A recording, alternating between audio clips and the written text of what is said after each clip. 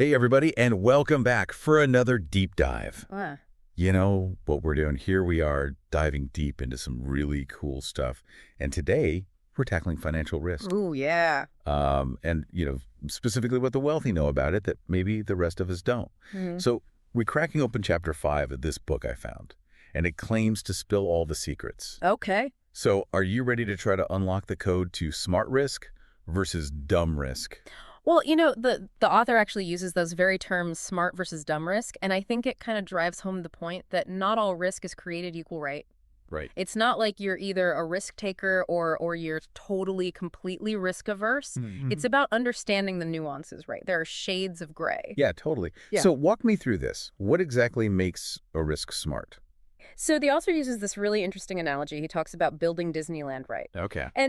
And you think about the risks that Walt Disney took. I mean, huge financial investment, untested concept. Everything was riding on this idea of a theme park. Mm. And so much could have gone wrong, but it was a calculated risk. He had a vision, he had a plan. He deeply understood the potential reward if he could pull it off. Mhm. And that's one of the hallmarks of smart risk, right? Okay, so it's not just throwing a bunch of money at something and crossing your fingers and hoping for the best. Right. It's definitely not about, just winging it. There's real thought behind it. Absolutely. So then what about dumb risk? Is that just kind of the flip side of that coin? It pretty much is, and the author uses a very vivid comparison here. He says it's like riding a roller coaster blindfolded. Oh, wow. You have no idea where you're going, what twists and turns are coming up. You're just hanging on, for dear life. Yeah. And he's really talking about following the crowd, making financial decisions based on hype or, what you hear other people doing without really understanding what you're getting yourself into and what the downsides might be. So that's like all those hot stock tips that are always floating around, Yeah. right? Everybody's like, oh, I heard about this thing. Like, Right, and it seems like everyone's getting rich, but you don't really know what's going on behind the scenes. yeah, and it's so easy to get caught up in that, Oh, it is. especially when everybody's talking about, the next big thing. Yeah. So how do we avoid falling into that trap? Well, this is where the idea of conservative growth comes into play. Okay. The author actually argues that sometimes the smartest move is the one that's slow and steady. Hold on. Doesn't that kind of contradict the whole idea of taking smart risks?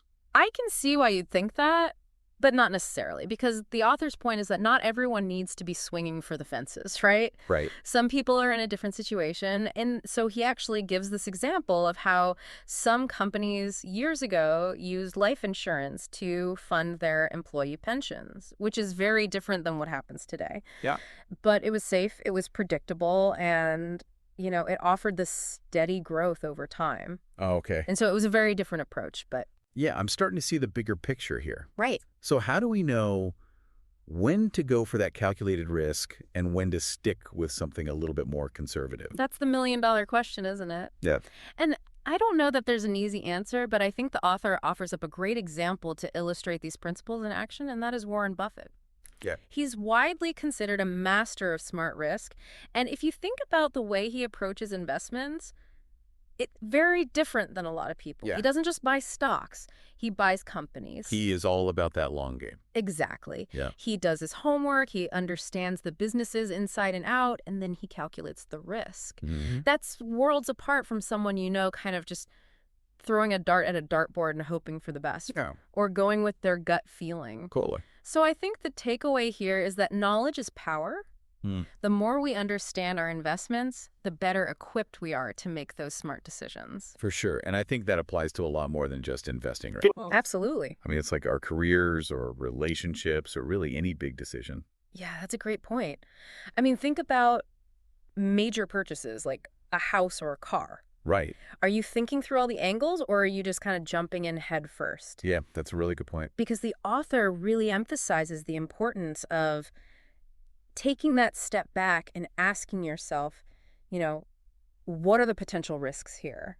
What are the potential rewards? Yeah. Do I really understand what I'm getting myself into? Am I just being swept up in the hype? Exactly. And Sure. it's easy to get caught up in the excitement. Oh, yeah. But taking a moment to assess the risk can save you a lot of heartache down the road. Totally. So are there areas in your own life where you could benefit from applying that smart risk lens a little bit more closely? Ooh, that is a really good question for all of us to think about. So instead of blindly chasing the next hot stock tip, maybe we should all channel our inner Warren Buffett. Yes. Do the research, understand what's going on, and then make our move. Love it. All right, that is all the time we have for today's deep dive. But until next time, happy calculating, everyone. Bye.